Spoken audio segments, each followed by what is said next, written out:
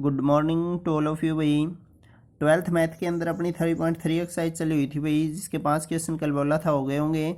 6 question आज देखिए, आपके पास एक मैट्रिक्स ए दे रखा है। ये इसको वेरीफाई करना कि ए का ट्रांसपोज इनटू में ए, यदि इन दोनों की मल्टीप्लाई करे ट्रांसपोज की और ए की, तो आइडेंटिटी बने। ठीक है, तो अपने पास ए तो है ही, ट्रांसपोज और निकाल दो एक बार इसका।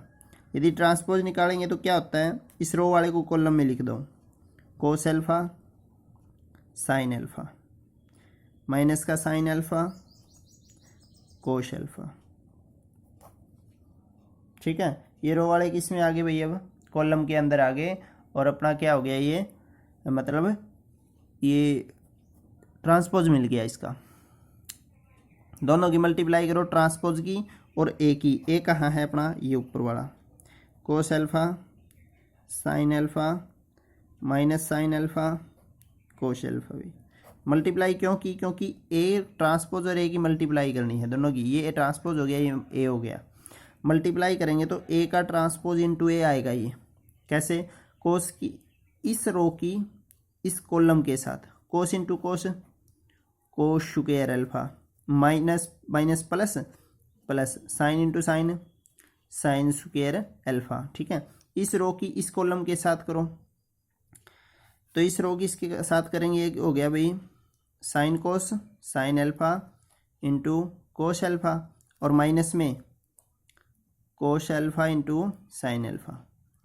ठीक है, इसी प्रकार इस रो की इसके साथ करेंगे तो क्या हो गया, ये साइन अल्फा इंटू कोश अल्फा, और इसकी इसके साथ, और फिर माइनस में कोस इंटू साइन, माइनस में cos alpha into sine alpha. ठीक है, और अब इस रो की इसके साथ करेंगे sine square plus sign square alpha plus cos square alpha भी। ये क्या आ गया, इनका मल्टीप्लिकेशन आ गई। ठीक है, अब देखो इसके अंदर sine square plus cos square क्या होता है, 1 के बराबर। ये देखो प्लस का साइन कोस माइनस का साइन कोस कैंसिल हो गया, ऐसे ही प्लस माइनस ये कैंसिल हो गया। ये क्या बन गया, ये ऊपर वाला हो गया भाई अपना 1, अगला 0, ये साइन कोस कैंसिल 0, और ये साइन प्लस कोस क्या आ गया 1। ये किसके इक्वल आ गया, आइडेंटिटी के।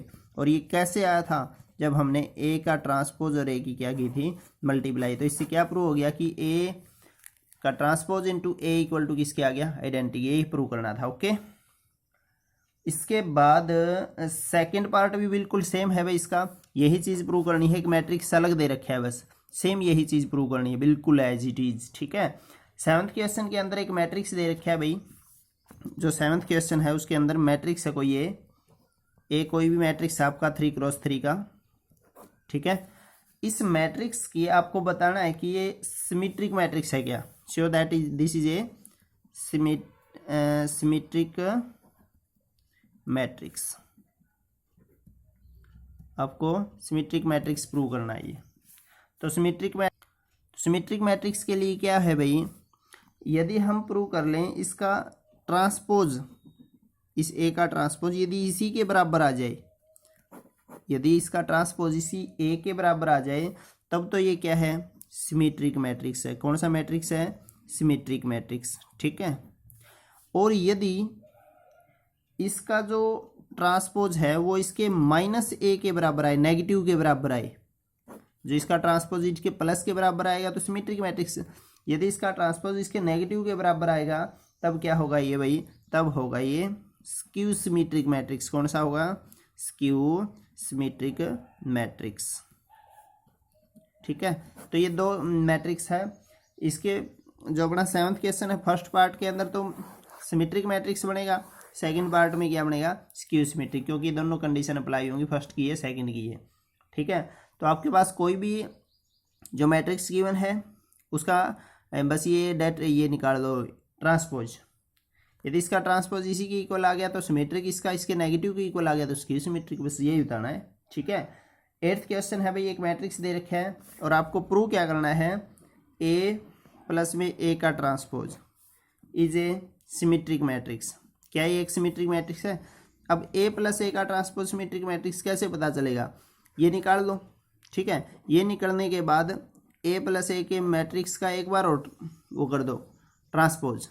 यदि इसका ट्रांसपोज और ये इसका ट्रांसपोज और ये दोनों बराबर आ गए तो सिमेट्रिक है। यदि ये नेगेटिव के इक्वल आ गया तो क्या होगा, स्क्यू सिमेट्रिक। ऊपर वाली ही बात है, बस इसमें थोड़ी सी कंडीशन, उसके अंदर तो अकेले दे रखे हैं, इसमें थोड़ा सा ये प्लस करना पड़ेगा, थोड़ी सी लेंथी होगी, ठीक है। तो इसका ट्रांसपोज कर लो, यदि इसका ट्रांसपोज इसी के बराबर आ गया तो सिमेट्रिक, नहीं दो स्क्यू सिमेट्रिक। 8th के दोनों पार्ट यही है भाई।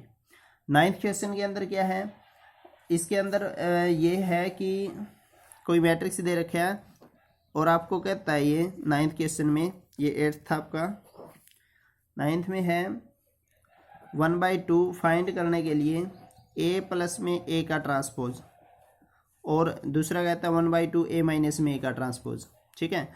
तो सेकंड पार्ट नहीं, इसी के अंदर है, मतलब ये दोनों चीज़ आपको निकालनी है भाई।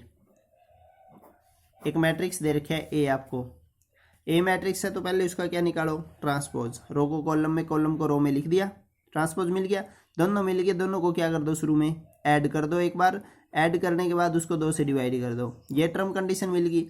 फिर जो ए है, ए में से का ट्रांसपोज जो आपने निकाला है उसको सब्ट्रैक्ट कर दो, सब्ट्रैक्ट करने के बाद 2 से डिवाइड कर दो, ये भी कंडीशन मिल गई। बस यही निकालने हैं आपको, ठीक है।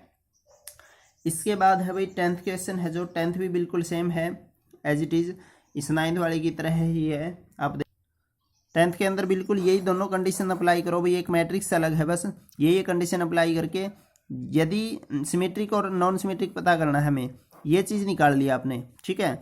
यदि इस चीज़ में, इस पूरे का यदि आप ट्रांसपोज करोगे आंसर निकलने के बाद, वो इसका ट्रांसपोज इसी के बराबर आ गया, कंप्लीट का ट्रांसपोज इसी के बराबर आ गया तो सिमेट्रिक है।